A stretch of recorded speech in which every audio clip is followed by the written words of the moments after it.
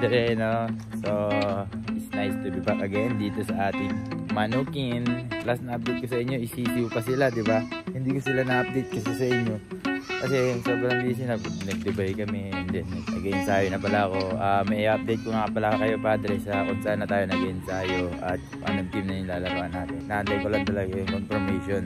So, papakita ko rin sa inyo at ipopost natin sa page. Fathers, woo! Andito na ulit kami. So, update ko kayo kung ano na itsura ng ating mga ECU. Diba, sabi ko sa inyo dati, nandito sila. Dito sila. Nandito sila. Wala na sila ngayon dyan. Dahil nga, nalipat na sila. Naibik na sila. Nalipat na sila sa bahay ni Kuya. So, nandyan na sila, Padre. Ayan na sila. Ayan si partner. Si Babs. Pare, ano pare? Ayun baga. Si Bantay. Yun. Giraray. Today sa atin manggiray. Malit lang si Bantay. Yun. Dami na. May mga manok na, oh. Oh. Ayun nga pala, Padre. Nakakasad dahil may namatay kami sisi. At ang nakapatay, pusa. Kinain ng pusa. So ito na kami. Dito na kami ngayon. Balita, Padre. Ayos na. Ayos na? Pausa ka pa. Bantay, oh. Bantay. Malaki na. Malaki ka na. Malaki na. Ano? Is this the camera? Look at the camera, look at the camera. This is not a player. Oh, yan. Yan si Doc, may iwan yung dito. Maghalaga yan. So, ito na, ayan na. Ito na yung kulungan. Pakita ko na sa inyo yung sisiw. Oh, ano yan? Sisiw ba? Ha? Pakita ko na sa inyo yung sisiw, Padre. Hindi na sila sisiw pala. Hindi na sila sisiw. Manok na. Update ko kayo, ito na sila. I-update namin kayo sa itsura ng sisiw ngayon. Tara na, pakita ko na sa inyo. Punta na tayo. Sorry. Yeah! Stepping stone.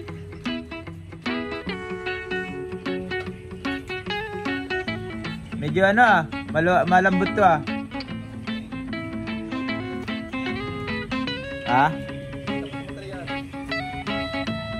Pero kaya naman. Hello! Ayan sila, Padre. Hindi nila sila sisiw. Manok na nga. Manok na nga.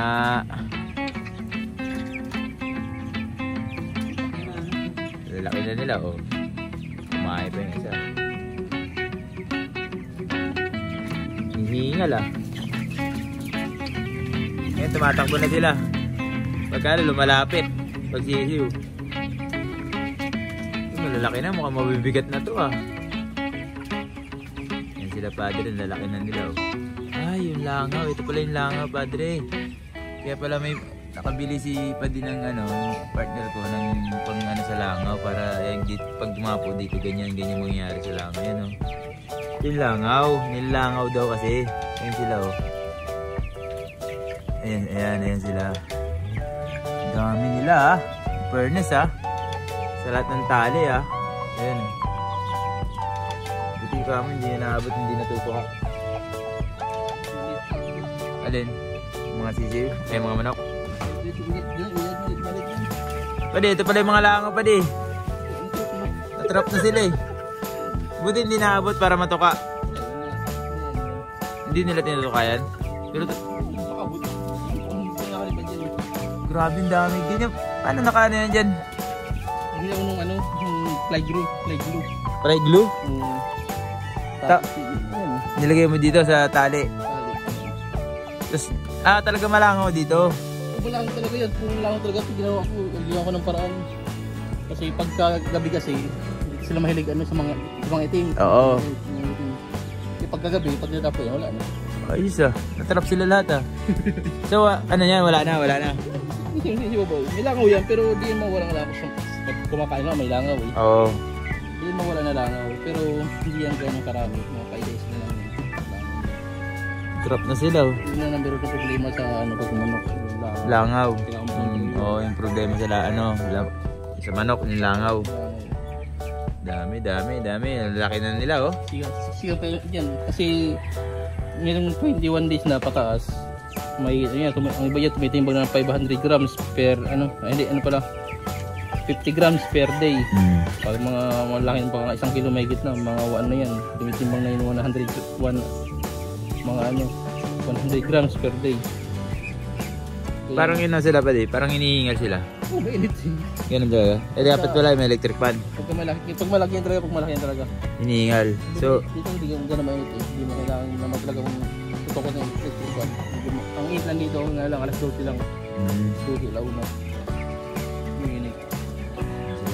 So, mawi din ni B-roll na lang. Video roll.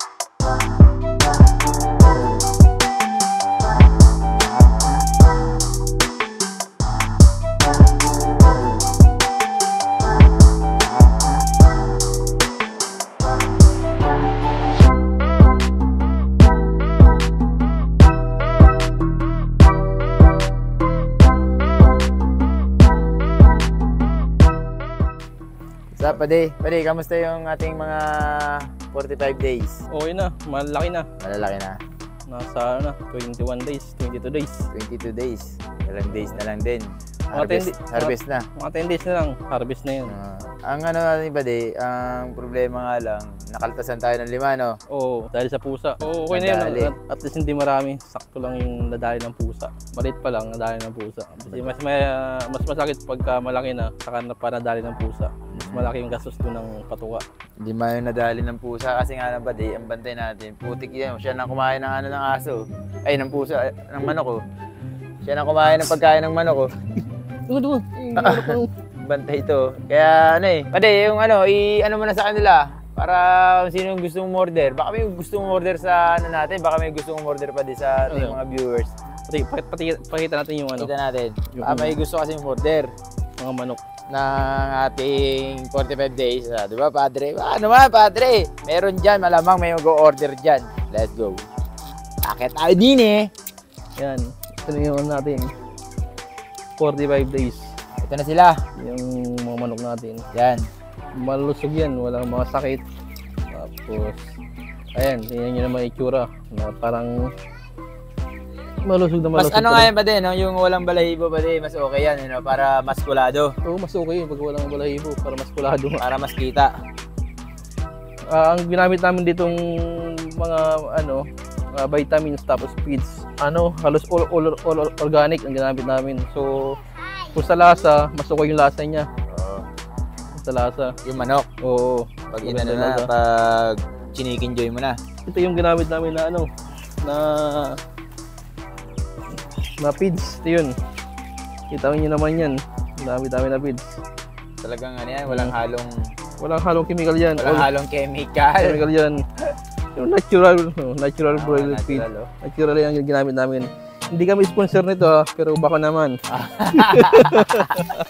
Baka padalan tayo, baka Oo. padalan nyo kami niyang ano Hindi kami sponsor nito pero sinishare lang namin yung gamit namin na feeds. Oo, ito yung ginagamit Ginamit na namin, feeds. pate. Walang halong to. Walang halong bawal ka dyan. Illumination sisiw. Walang halong to. Ang mga feeds kasi may halong mga mga meat yan. Ito all Puro, yan, puro. puro talaga itong ginamit na na halaman ginamit dito. So, kailangan tumitimbang na siya pa din ngayon ng ano, Ang iba diyan nasa 1 kilo na. 1 kilo. Oo, Ay, nasa 1 ayos, kilo ah. na yan. So, 1 ang target diyan nasa 1.8 ang target. 1.8 Oh, ang pero target na- dito. Pero pag naka 1.8 na yan, dispose na yan. Pwede na i-dispose yan. Harvest na. Harvest. Pero namin to live chicken pala kasi wala pa kaming time. Buyer. Wala pa kaming time para mag-dress nito eh. Live chicken muna. Live chicken. Oo, buhay. Ah, okay. Live chicken muna siya. Buhay. Pwedeng live selling. Live selling ka muna, live selling ah. Repeat na namin live selling. So ano nga eh, kukuha na ulit tayo ng panibago na ito pa din, no? Oh, panibago ulit. Kukuha na ulit tayo ng mga sisi ulit. Sisi ulit. Malapit ilang araw na lang to. Isang linggo may kita lang to harvest. May mga nangyari ding aberya pa din, no? Siyempre, normal yun na aberya. Pero susunod, di na mangyari yun. Kasi, buti ka muna, ano natin, na alam na natin. Para susunod, hindi na mangyari yun. So, ngayon, nasa na 195 na siya. 195 na tama, 195. 195 na? Ito. Oo, ganun, 195. 195. So, kasi 200 to fathers, so, namatay yung 5 dahil nga, inanting ng pusa. Hindi tinantanan. So, ngayon, 195 na lang siya. Yes. What's problema mo? So, live chicken muna tayo. Live selling chicken? Oo, buhay na ano. Buhay. Bibenta po namin ito ng buhay, hindi dress. Kasi pag dress, wala pa kaming gamit para sa pag-dress. Oo, yung parang binabalatan, tinatanggalan ng balahibo. Wala pa kaming gamit dun. So, kung manamahal din naman, kaya din naman namin. Kaso, mas prefer namin na mag-alaga ulit ng panibago. Dok, alagaan mo, Dok, ha? Panibago. Ano yung dito? Ikaw na yung commander ng mga chicken. Pakilala ka sa mga chicken. Ako si Doc Lang, sabihin mo.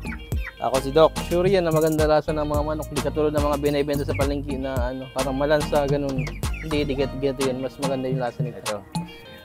Mas mainam yung lasa nito, na manok na to.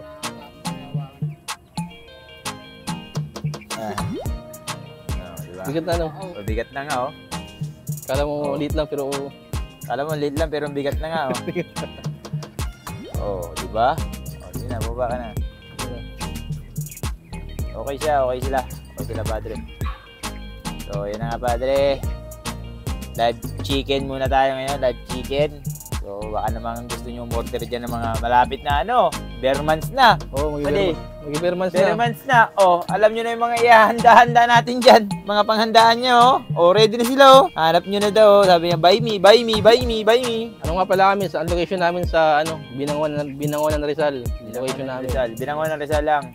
Basta sa Binangonan Rizal, alam na yun. Binangonan Rizal. Sa Binangonan Rizal kami, padre. So gusto ko kuhanin ito lahat, di kuhanin nyo na lahat. Mas maganda pagkalahatan. Pag ginawa nyo ito lahat, galanti kayo. Galanti kayo. Maganda lahatan. Bulto-bulto ba? Oo, isa na lang. Kaya nila yan. Isa, meron ko ganyan. So, yan na nga. Siyempre, salamat sa suporta nyo, padre. Wala pa man, pero nagpapasalamat na kami. Siyempre, diba?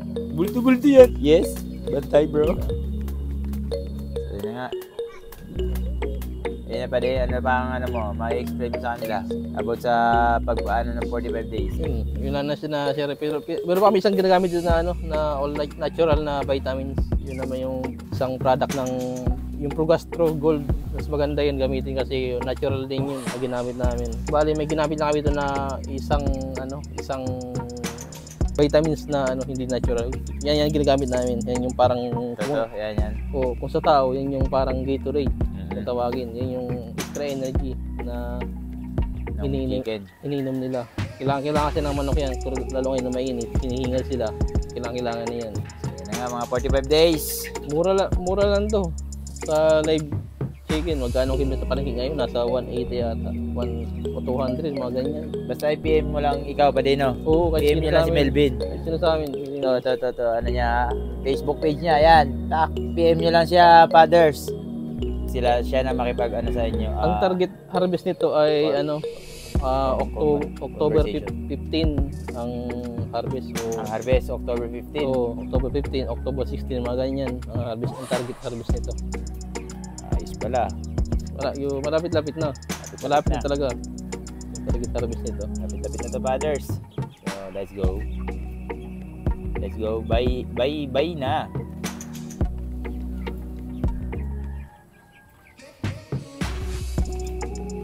Brothers, maraming salamat sa suporta. Update pa namin kayo sa mga susunod pa na 45 days chickens.